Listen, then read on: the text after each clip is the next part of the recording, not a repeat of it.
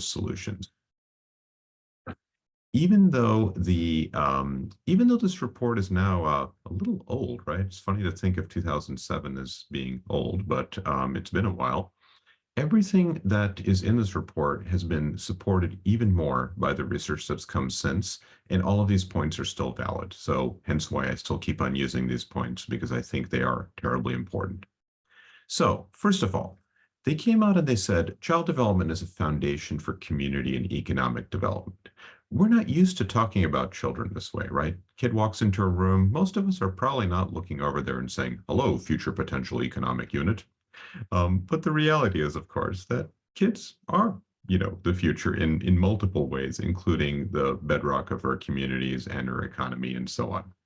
So in the same way that we talk about infrastructure as involving bridges and highways and tunnels and airports and things like that, we should be thinking about brain development as part of infrastructure development, because it really is. And we need to think about how we make that argument and articulate these points well to others.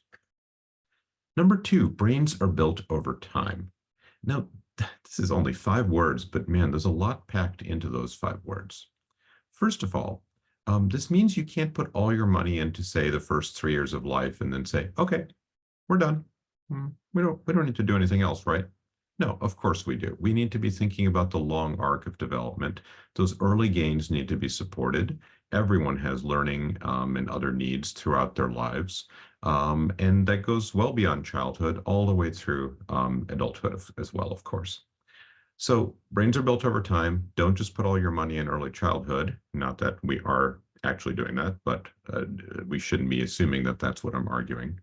But here's the other point. If things didn't go well early on, we need to also recognize that there's key importance to saying, hey, recovery, rehabilitation, remediation, all the things to get people back to where they ought to be is always possible, right? I don't want anyone walking out of here thinking, oh, that 11-year-old who didn't get the right start, the first 10 years were a mess. Well, there's nothing we can do. Of course, there's things we can do all the time. It's harder, takes more resources, more expensive, but it's not impossible. So we need to be really taking the long view about brain development. There's sort of a 3-legged stool for developmental and health trajectories of children. First of all are the biomedical factors. We know that these are important. That's why we look at them, and we've looked at them for a very long time. But we realized that they didn't tell the whole story, that there was other pieces missing that couldn't simply be explained by a list of these, biomedical factors. And then we recognized, it's the socioeconomic environment that children are in. We know and have known for a very long time that the zip code that a child is born and brought up in matters more than their genetic code to their long-term outcomes. And that, we should always remember, is a human-made phenomenon, and that means human beings can change it. But then we recognized that still didn't tell us the whole story. And then finally it started to come together. Who's at home? Who's in their early childhood center? Who's in their community? How are those folks interacting with these children? That these attachment and relationship patterns also made a key difference. And all 3 of these together are really what drives development and how we can think about the trajectories of children. The next point is key here, because it's about how the brain actually wires. So the blueprint of how one neuron wires to another is the genes, or genes encode for that. Experiences are what decide, however, which neuron wires to which other neuron for what purpose. Because there's something really interesting about the brain here. The brain the brain of mammals, if you think about other mammals, let's think about typical barnyard animals. What are they doing within the first hour of life, right? They're standing, they got their cute little wobbly legs, they're prancing and jumping and even running within just no time at all, right? Meanwhile, think about a human baby. How long does it take a human baby to walk? My goodness, right? A year. We're really kind of useless when we're born. There's a reason for this. For the human brain to have that extra potential to do all the amazing things that human brains are capable of, that brain would need to be worked on for much longer. This can create some problems because one, that would mean pregnancy would be much, much longer, and that would probably be deeply unpopular. But number two, as that brain grows, you get a size issue. That head isn't going to make it out, right? And survival of the species would not happen. So the solution that evolution offered, this is a theory, we can't really prove this, is to say, well, let's let that baby be born with a brain that's not really complete yet and finish doing that development outside the womb. This means you can almost think about the first year or so of a child's life as being sort of like a fourth trimester of pregnancy in terms of brain terms. And this offers both an opportunity as well as a significant threat. The opportunity is because that brain and the wiring of that brain is going to be affected by the surroundings much more than it was in utero. If we give good, supportive inputs, interactions, etc., we're going to get a brain that wires well. Or if we provide threatening environments, we don't provide the right supports, etc., you're going to get a brain that doesn't wire for those things, right? So it's both an opportunity and a threat. So the choice is ours, based on what we present to this child in their environment, us as a society. Do we want a brain that's wiring for scarcity, for safety, security, and so on? Or do we want a brain that's wiring for love, language, literacy, and learning, right? That is a choice that we have. Now, you can't have genes or the experiences on their own, right? You need both these things. It's like a campfire. You need wood and you need a spark to get that fire going. However, if you asked me though, what's the one thing that makes a key difference? What drives development forward? It's this active ingredient of serve and return interactions that young children have with caring adults in their environment. This is what drives development forward, period. Okay, there is no video, there is no toy, there is no app that in children under age 3 on its own does anything positive for development. There's no research out there showing that at all. A little bit older, yeah, maybe, okay, but not early on. When we see benefit to these things, it's usually because there's an adult there doing it together with the child. So we need to recognize that. As one of my colleagues says, there is no app to replace your lab. So we need to basically keep that in mind. So I'm going to play a video for you. I'm sure this video is familiar to many of you out there, but if you haven't seen it, it's a good one to watch. It highlights what happens with these back and forth interactions when they happen well. What happens when we artificially disrupt them in a laboratory setting, and then the recovery that happens when we kind of go back to the normal. Let's listen.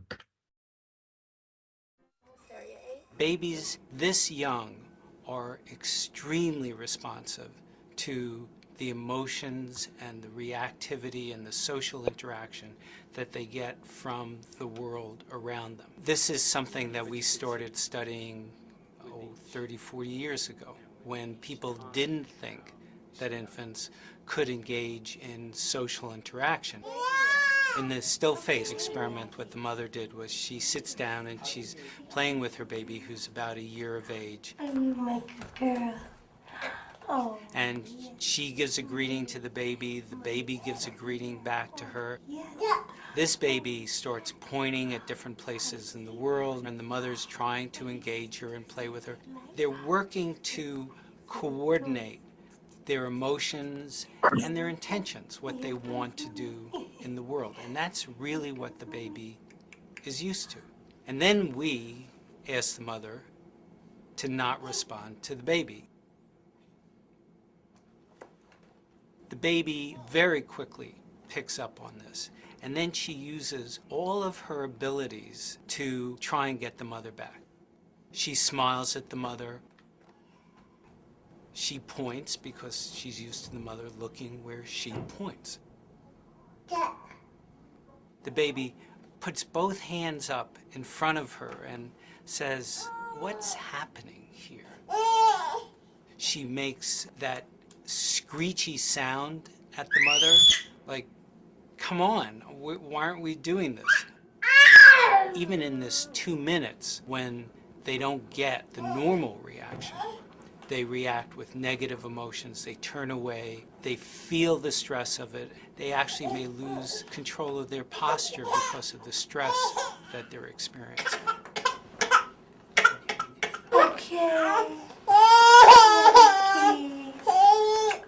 I'm here. And what are you doing? Oh, yes. Oh, what a big girl. It's a little like, So I used to work for Edtronic when I was an undergraduate at Children's Hospital in Boston, and we coded many of these interactions for countless hours. And the thing is that the interaction that you just saw is not actually what concerns us, right? This was actually pretty typical. You know, baby got upset, baby did these escalating bids for attention, and then finally kind of just, pointed at things saying, hey, this worked before, maybe mom will look. And then finally just, broke down crying. And then mom comes back, yay, big smiles, all is good. However, what bothered me was when we would watch these interactions and we saw parents going into the still face and the baby didn't seem bothered. They didn't seem to care about it. This didn't seem to trouble them. Why? They weren't used to this back and forth, this face-to-face interaction. And the thing is, I want to be really, really careful about this. I don't believe for a moment that any parent out there doesn't love their child, doesn't care about them, doesn't want the best for them, right? That is not true anywhere. There is no group out there that has cornered the market on loving their kids better than any other group. The thing is, we think that back and forth interaction with young children is a natural, automatic, instinctual behavior. I got news for you, it's not. It's actually learned behavior. Where did we learn it? Well, a lot of us probably watched other people doing it and kind of picked it up, watching other people in our environment. But if you aren't in environments where you see people interacting with young children, how would you know about it? How would you know to do that? How do you know what would work? So here's the problem that we have. A lot of the programs that we do in our society are based on this idea that if only parents knew, right? And then we put up billboards and ads on the bus and radio spots, talk, read, sing, play with your kids.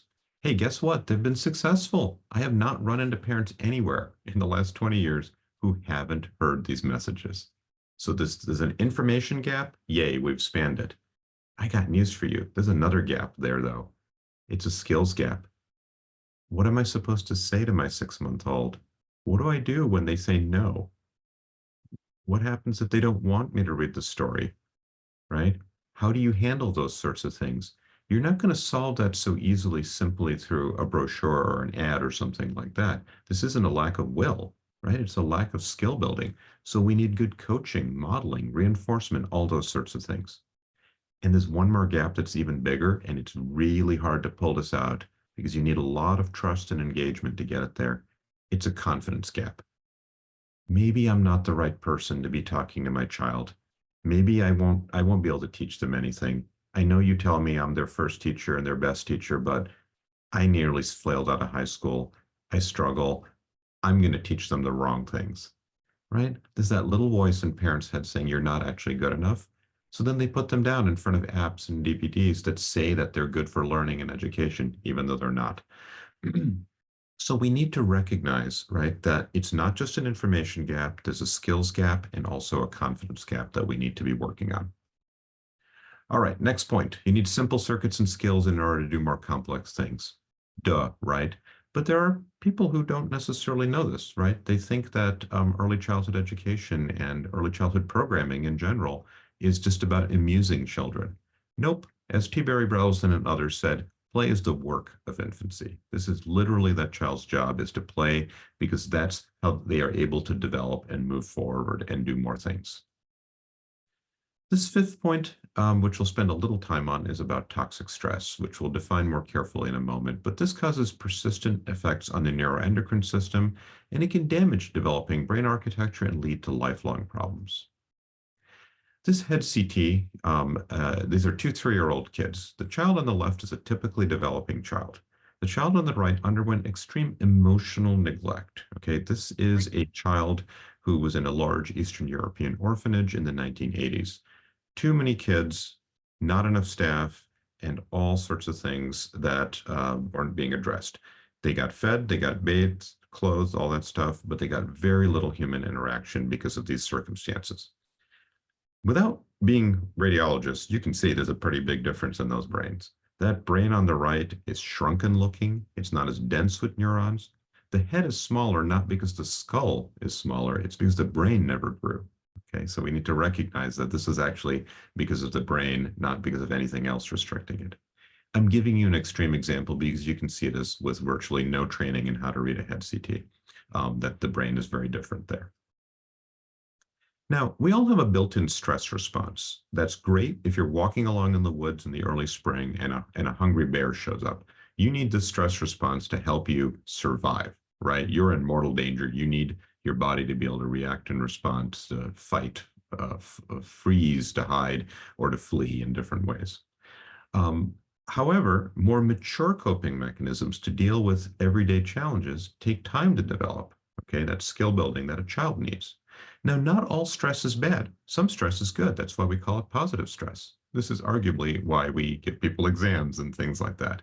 That when you're faced with some kind of challenge, you're able to figure out how to do things. So for example, that video I just showed you, when I do presentations like this, every so often, despite all the checking and whatever, get to the presentation and audio doesn't work. Okay, we could stand there while I flounder around and look awkward and try to figure things out, or I can just narrate the video and we move on, right? That's skill building, right? I've learned that from having had that to happen to me a couple of times over the years, right? That's a positive stressor. Tolerable stress are serious stressors, but they're temporary, but they're buffered by supportive relationships. It's going to be okay. That's compared to toxic stress, where the stress response systems are activated for a prolonged period of time and there's few or no protective relationships. Notice how many times the word relationships keeps popping up in all of this. So in a child's life, you have these situations, right? Child abuse, parental substance abuse, homelessness. This is what we call toxic stress because they don't have those more mature coping skills yet. They're young. They haven't developed it yet. So these childhood stressors happen. They feed into now the stress response mechanism that's built really for the hungry bear that's snarling at you. That causes changes in the brain that we won't have time to talk about today, but here's what we see in clinics, in social service settings, in schools, in juvenile justice, etc. This hyper-responsive stress response, they're not as calm, they can't cope as well, and that in turn feeds into more stress. The 3-year-old who in a preschool on the first day in story circle is chatting with their friend and the teacher frowns at them, a child from a fairly nurturing, supportive background might say, oops, haha, that frown means I'm doing something I shouldn't, and they pipe right down. But to a child coming from a home filled with perhaps violence and yelling and lack of support, may see that frown and say, uh-oh, I'm about to get beat. And then they run. And everyone says, what's wrong with that kid? Wrong question. It should be what happened to that kid, right? Yeah, it's still a challenge. You still got to figure that thing out, right? But it helps us say what's going on here so we can try to offer the right kind of supports. Many of you are probably familiar with the Adverse Childhood Experiences study, which looked at childhood stressors and how it affected people throughout their life course years later as adults. Many people think this is a study of people living in poverty and adversity. It was not. Look at this original study. Middle-class folks, mostly white, college-educated, in their 50s at that time, split between men and women. This is not your stereotypical impoverished at-risk population. So let's recognize that these concepts are not simply about some challenge group out there over there, but they're actually about all of us as well. Let's remember these are the different types of abuse, neglect, and household dysfunction. And the numbers appearing on the right are the prevalence of these things. These were crazy high. A quarter said they were physically abused at least once during their childhood. Even the lowest number is over 1 in 20. That's a lot of people. Now, of course, you can't measure trauma and like you can't say your trauma was twice as bad as your trauma. It just doesn't work that way. But you can ask them, how many of these categories did you say yes to? And that gives us an ACE score. A quarter said only 1. but 4, 5, or 6 categories of yes. Wow, 1 in 20 for each of those. So they were unexpectedly common, and then we found the effects were cumulative. This is your risk of developmental delay in the first 3 years of life based on your ACE score, right? Very low number for 1 or 2 versus if you had 5, 6, or 7, 80 to nearly 100%. Here's your long-term risk. This is what I throw at my colleagues in adult medicine. Here's your risk for adult heart disease. 7 or 8 yeses tripled your odds of heart disease versus none. Yet it's something we don't ask and talk about in healthcare for sure. But the last point they made was, if we get it right, it's more effective and less costly than trying to figure it out at a later age. $4 to $9 in returns for every dollar invested in early childhood programs. That's the work of James Heckman, Nobel laureate in economics, that shows that it's not that job training or schooling has a negative rate of return, far from it, but the biggest bang for your buck is prenatally and in the early years. And long before we had all these fancy skills and analyses and whatnot, we had Frederick Douglass telling us it is easier to build strong children than to repair broken men. So the reality is families face challenges. I think we all know that, right? That this is we see this in our work or in the data or anything else, right? And the thing is that struggles have always been present. This is not a new thing that just happened recently or in the last couple of decades or in the pandemic or anything like that alone. But we're seeing them, and I think the pandemic, despite the many challenges it offered, it did offer us a chance to re-examine some of the things that are out there. Let's also remember one of the ACEs that was not listed on the original study is racism and discrimination. This is the AAP's policy statement on the topic. 2017, mind you, this was released pre-murder of George Floyd. Let's not forget that that too is a contributor to adverse childhood experiences. Okay, so what can we do about all this? The AAP released in 2012 what we call shorthand the toxic stress policy statement. This was the first time that a medical organization had really tried to synthesize all the stuff that we had been talking about, that I've been talking about in this talk so far, and really put it together in one place.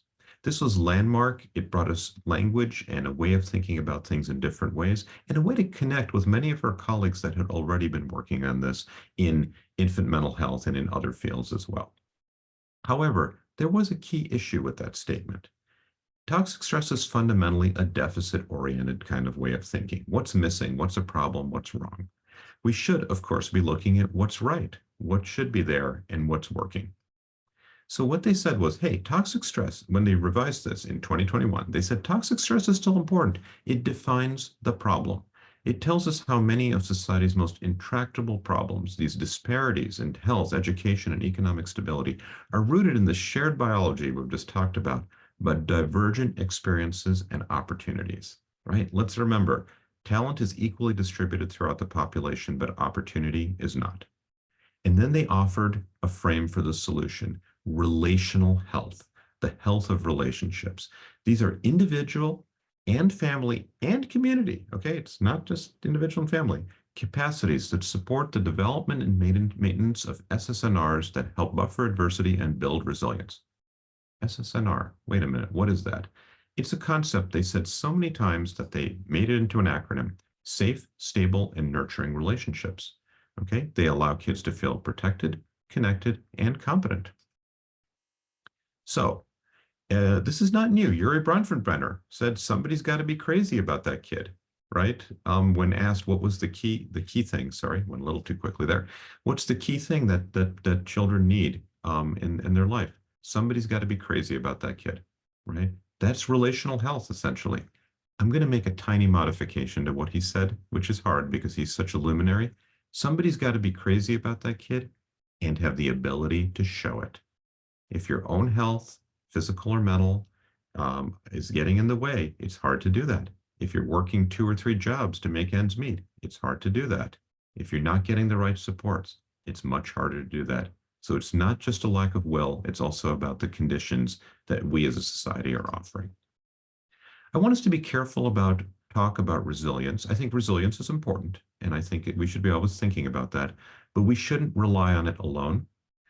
What's wrong with us that makes us say that a kid needs resilience just to survive, right? Like, why are we offering those sorts of conditions? Resilience talk fundamentally centers the problem in the individual and allows the rest of the system off the hook. So let's just recognize that bias that's out there.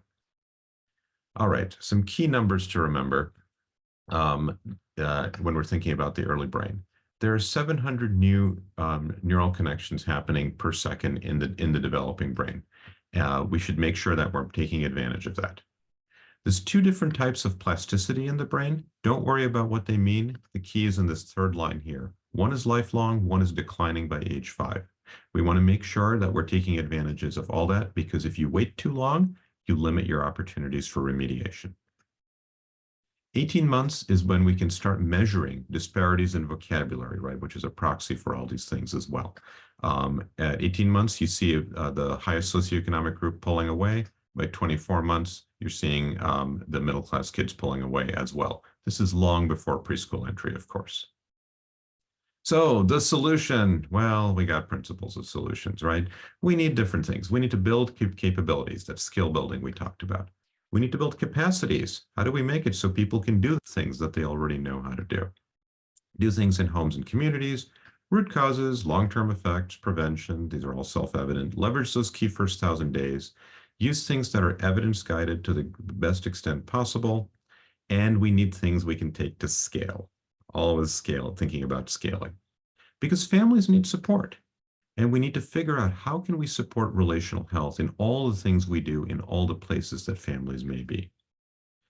This is stuff that has been in things like, this is a page from the Bright Futures Guidelines. This is the manual of how we do checkups in healthcare. There's words in there looking at, what's the relational health like, that parent-child interaction? What's the guidance that we can give families around this, and do so in an anticipatory way? Of course, for those of you who know me, I think shared reading is an excellent scaffold for helping build relational health.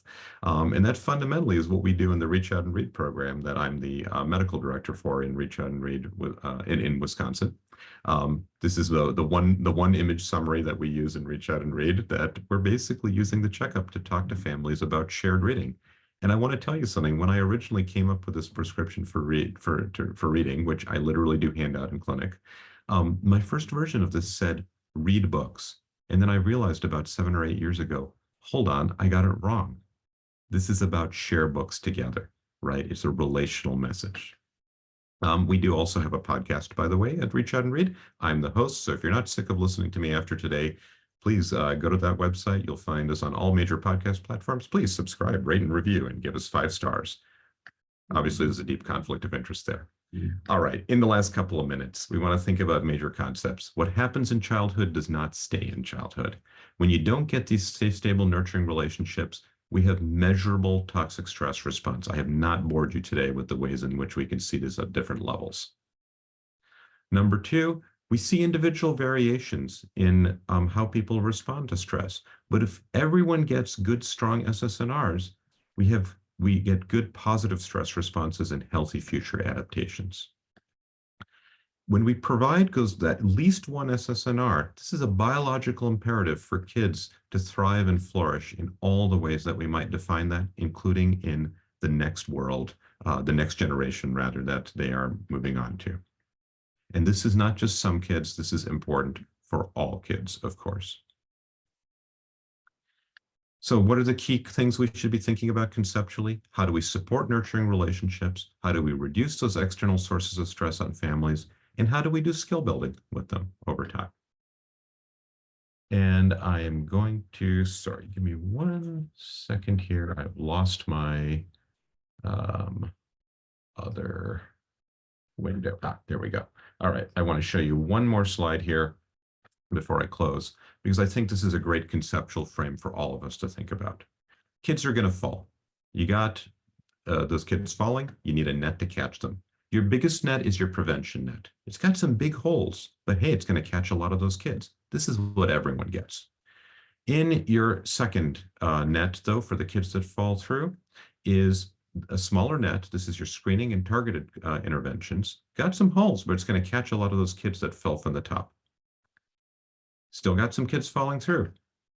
Bottom net is your treatment net. Okay, you got to be really careful about this, because this is where you're able to catch those less kids. If the kids at top make it to the bottom because no one else caught them, they're going to fall off the edge of that net. This is an expensive net, and it's a small net, relatively speaking, and we rely on it way too much. In relational terms, you can think about the top as how do we promote relational health? The middle is how do we identify and address problems when they're small? And the third is how do we do repair work when necessary? Now, here's the thing. All of these levels are necessary. None on their own are sufficient. So ask yourself, where do you sit in this? And who's above you and who's below you? It's not necessarily 3 levels. It might be more, whatever. Those people are not your competition. Not at all. You need them and they need you. When I work in primary care, I need the people out there in the community doing that hard basic work. I also need specialists that I can refer to when there's too much for me to do. And I need to be going out there and saying, are we supporting them? Are we giving them what they need?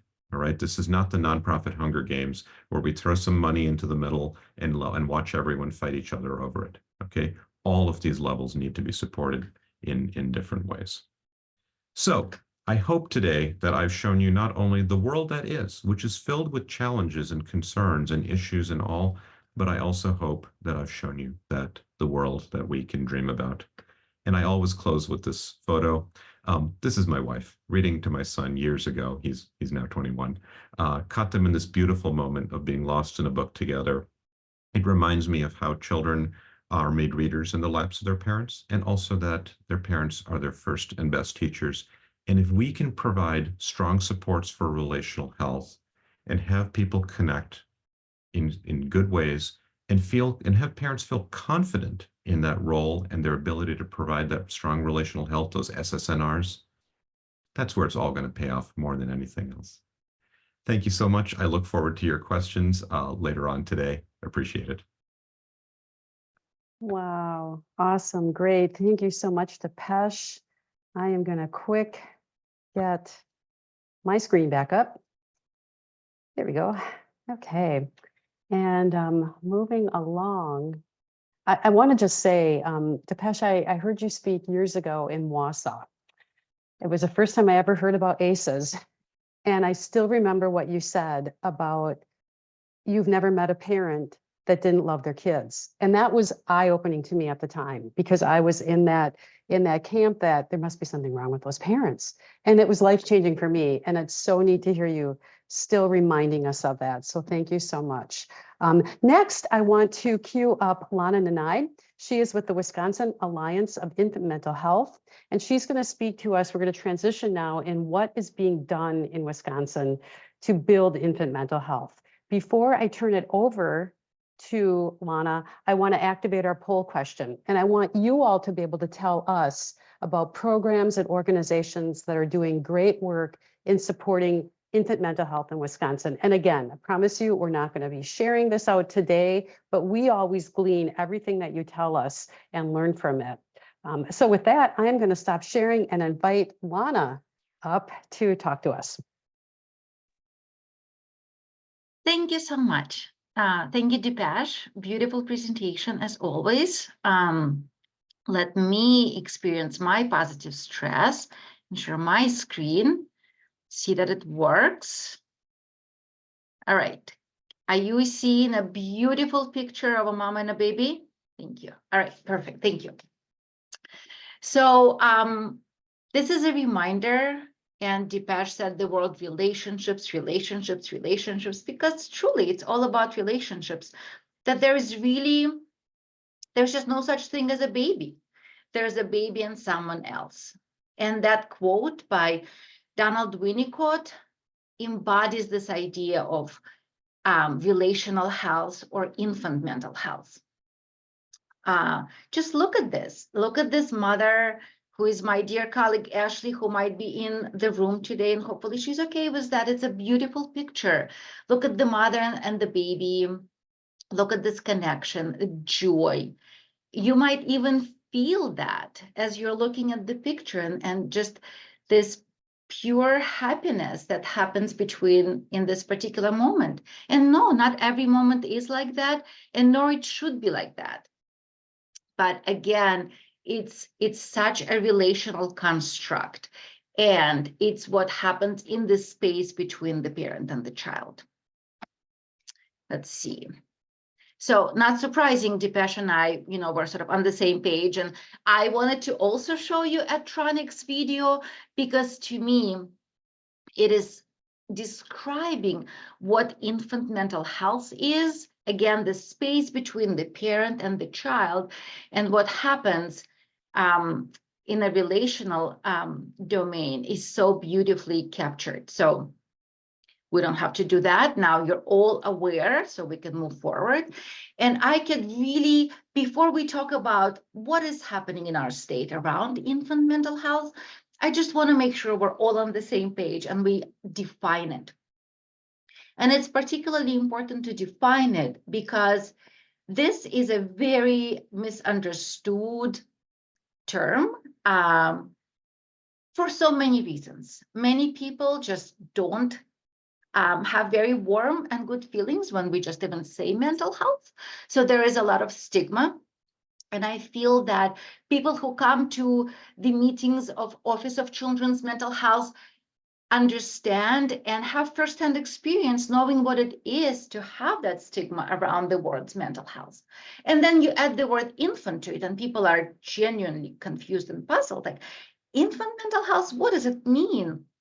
And they sometimes worry that this is, babies on couches. It is not. They worry about stigma. They worry about labels. They worry about diagnosing babies early on and carrying that stigma that possibly could travel with them through life. And that's none of that. So when we think about infant mental health, we think about child's capacities that are only possible in the context of SSNR as, safe, secure, nurturing relationships. And so we are talking about child's ability to form close and secure relationships, their experience and ability to manage and express a full range of feelings, and their ability to explore the environment and learn. And you could see that all of these abilities are only possible in the context of relationships and are very much influenced by community and culture and family. So again, this is what we talk about when we think about infant mental health. We think about child's capacity, and we say infant mental health, but really the term goes through age 5. The reason we call it infant mental health is because this is the place where we want to overemphasize infancy, because we do believe that everywhere else in our world is underemphasized. Babies are often invisible, right? We put so much effort into getting the woman ready to give birth, from the baby showers to birthing classes, not parenting classes. But then when the baby is born, we maybe don't care as much, right? And so we want to overemphasize infancy for all of the reasons that Dipesh explained about the brain development and the connections and the incredible potential, and at the same time, this deep vulnerability that is so important to acknowledge. So this is one way to think about infant mental health, a child's capacity to do all of these things that lays the foundation for development. And another way to think about infant mental health is a complex and multidisciplinary field of professionals. There is no discipline that owns this field. And yet we strongly believe that anybody who works with or on behalf of very young children belong to this field. So if you are in home visitation, if you are in pediatrics, if you are in Part C early intervention, if you are in early care and education, policy, we really believe that there is an opportunity, and what you do contributes to the well-being of the infant and their family. And this is from 0 to 3, and it just allows us to remember and think about where can we promote infant mental health, or another way that people sometimes find that it's easier to take is social and emotional well-being. social and emotional well-being of very young children. So that sometimes is a more palatable term. So what are the ways where can be promoted? And it shows you, from pediatric care to early intervention. And again, we are really wanting to think about this public health approach where there are certain things that are for every child. Every child needs high quality childcare. Every child needs to see their primary care provider, right? And then there are some things for some families who need them in particular, like maybe home visitation, that right now is not universal, but some families really would benefit from home visitation, or Part C, early intervention, and so forth. So that's another way to think about it. And so what's happening in Wisconsin?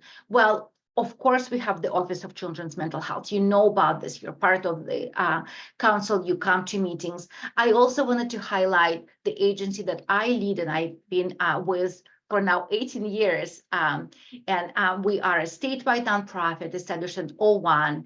And we want to be a professional home for all of the professionals that I just shared that support the relationships. And I want to particularly and quickly speak about one exciting and new way that we want to support professionals. And why we want to support professionals, because again, professionals need competencies and confidence and skill to support families and children. And so our new program, and it's a really exciting program, we call it Healthy Minds, Healthy Children. And it's a collaboration with our Department of Children and Families. And it's availability of mental health consultation that right now is focused on early care and education field.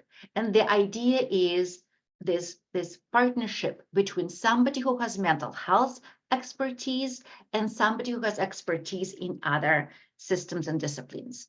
So it's a program that's rooted in relationships. It builds strong connections with early care education professionals. It's a new program. We started January 1st of last year. It's a free service to any licensed child or home-based program. We are expanding and scaling it up slowly, and absolutely we want programs that are scalable and available.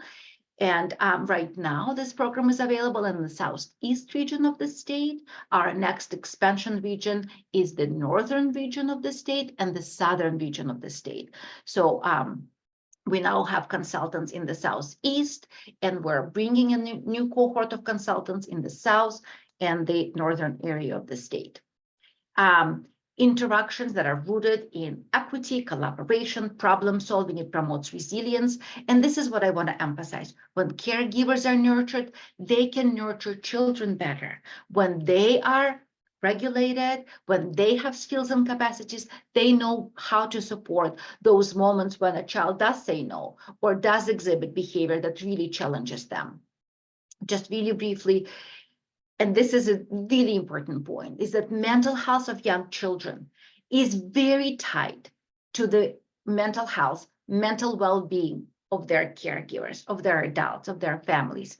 They're really intimately connected. And so by working with consultants, adults can gain more self-awareness, can understand, why am I reacting in this way? What's happening to me?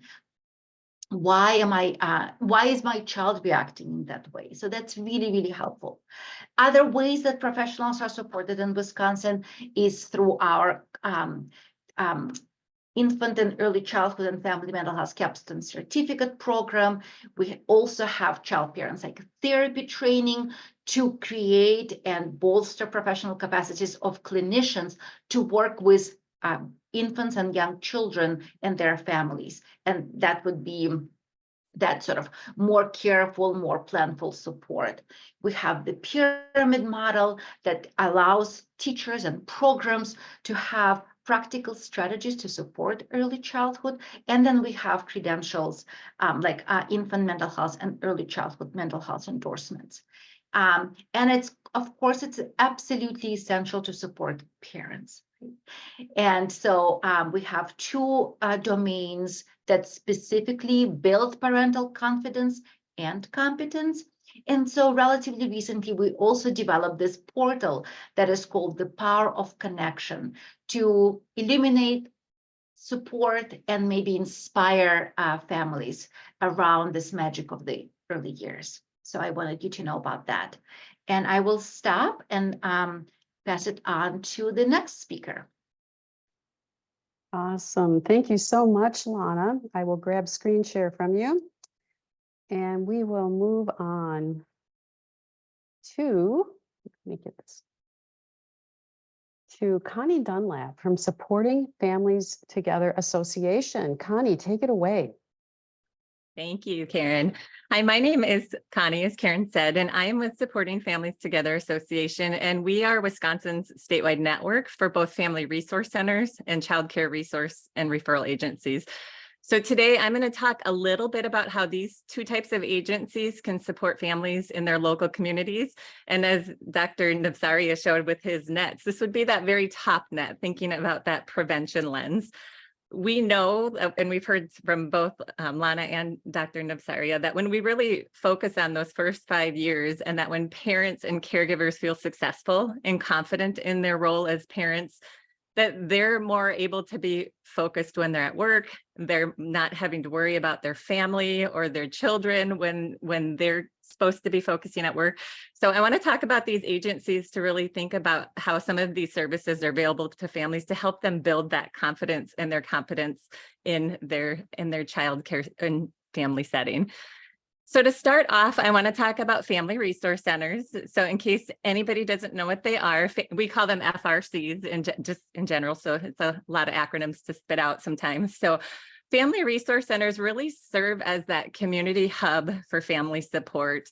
They're designed as an approach to strengthen families in the communities so that they can really foster that optimal development for both the children and the entire family system that they're working with. So like, again, those first 5 years are so important. So FRCs typically prioritize like the 0 to 5 age range when they're providing services. And that's really the focus on the primary prevention services that they have. But we also know that a lot of families, they have older siblings too. So the older siblings in the family also benefit from services that are in FRC. So it might be a 0 to 5 focus, but many of them go up to 12 years old or even some teenagers to support families with parenting and parenting services. So on the left, on this screen on the left side, it kind of just shows some pathways that families may get connected to their family resource center.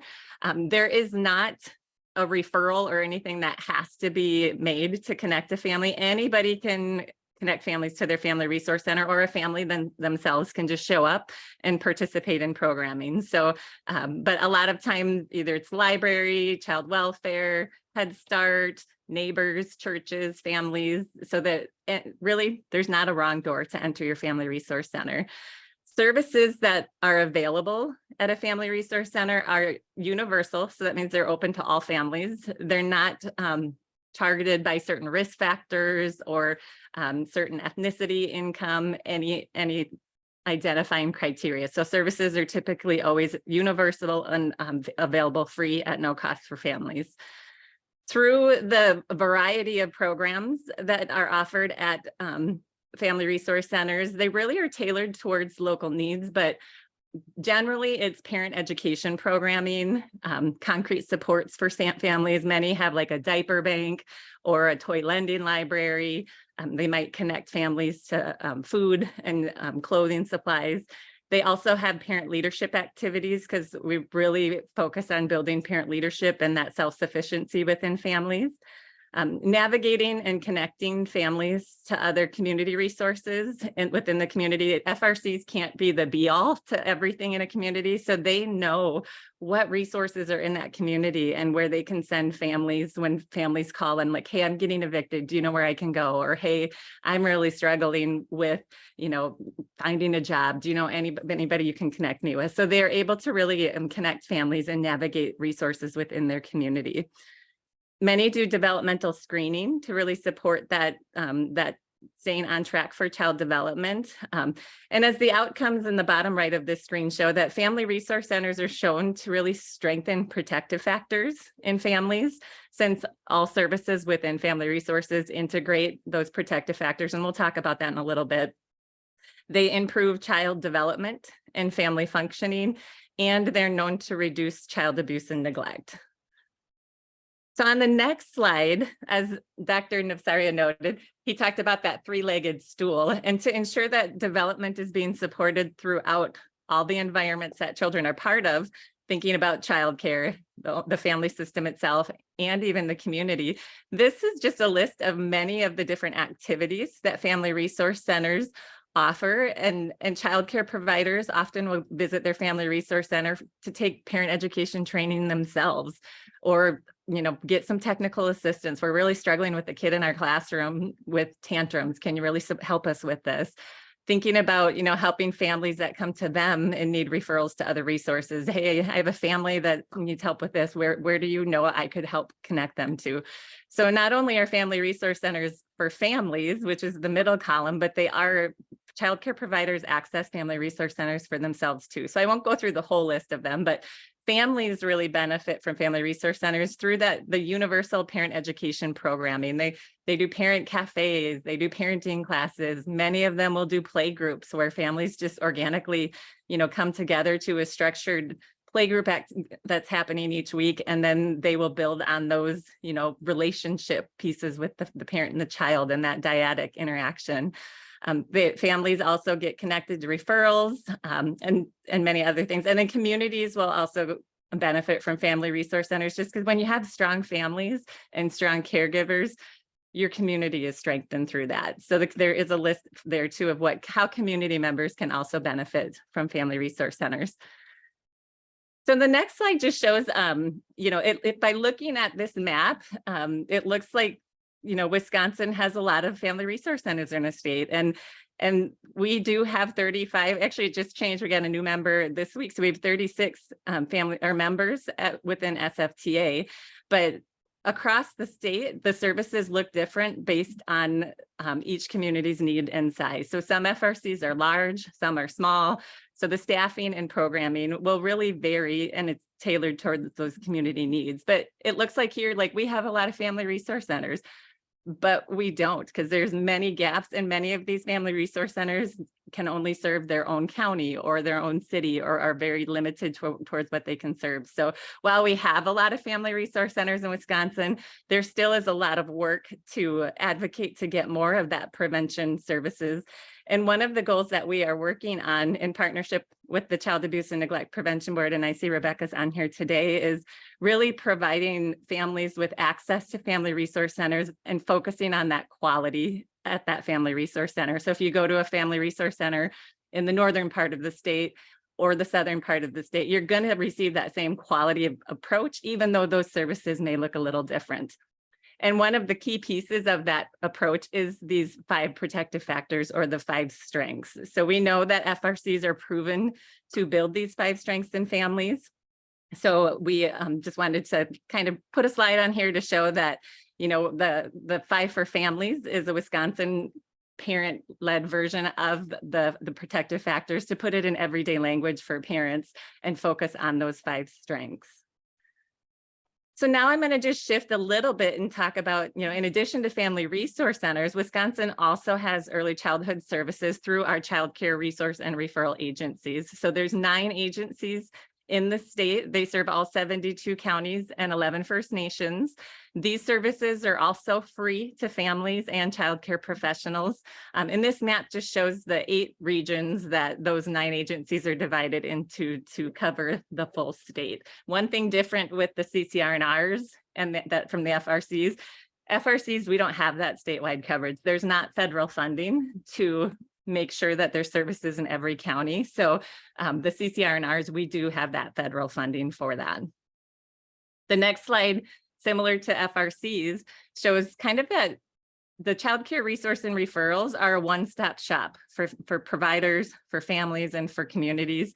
And the services available are training for child care providers or professional development. They offer technical assistance to both families and providers around childcare. Families can call their childcare resource and referral agency to get a list of childcare providers in their region. And they can also get connected to resources through their CCR&R as well, if they need support with resources. So childcare resource and referral agencies, again, those services are free for families as well and childcare providers, and are supported through federal and state funding through the Department of Children and Families. And I know I'm going really fast, but want to make sure I get through all of this for you guys. But as Karen mentioned early on when we joined today, they talked about the new annual report that the Office of Children's Mental Health just launched. And Wisconsin is in a childcare crisis, with a third of our centers are closing permanently.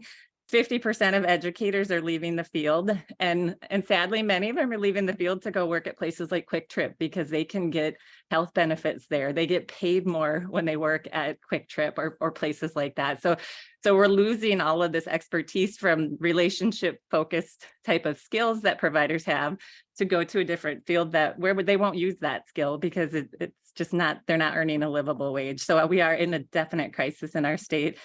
And which has resulted in, 90% of providers are having to raise their rates because the cost of care is so expensive to provide quality care, and they're needing to raise their rates, and parents then are ultimately impacted by that. So CCR&Rs are able to be part of that solution because they're able to help, in local communities, think about how to address those childcare challenges in that community and support families with finding care when there's spots available, and really building the workforce for recruiting more providers into the field. The report also found that there were a lot of stressors for families as well, thinking about that lack of childcare and the financial insecurities, food resources, housing support. So as you've seen, as I quickly have gone through just the services that are available through the Family Resource Centers or the CCR&Rs, that the regular services that are offered every day at these agencies, they're inherently supporting families and helping them navigate through our complicated system. So just by having these services available to families is really things that are happening to really support families and childcare providers who ultimately care for our young children in our state. So the last slide is just information if you want to learn more about who SFTA is, and I can throw that in the chat for our website. Check it out, and feel free to reach out if you have any questions. Thank you, Andrea. I see you did that for me. Great. Well, thank you so much, Connie. Thank you, Connie, Lana, and Dipesh, for just an amazing morning here. Before we head into our well-deserved break, I want to activate the next poll question. And so now we're going to shift our gears from what are the things that are going on to support infant mental health in the state of Wisconsin to what could be done in Wisconsin to further support infant mental health. And now this question will be up through the remainder of the meeting. And again, the confidential responses. So we look forward to pulling that information. And with that, let's take a break. And let's come back. It's going to be a short break because it will get on time. So let's come back at 11:10. And I think that's just like 3 minutes, but I'll see you at 11:10.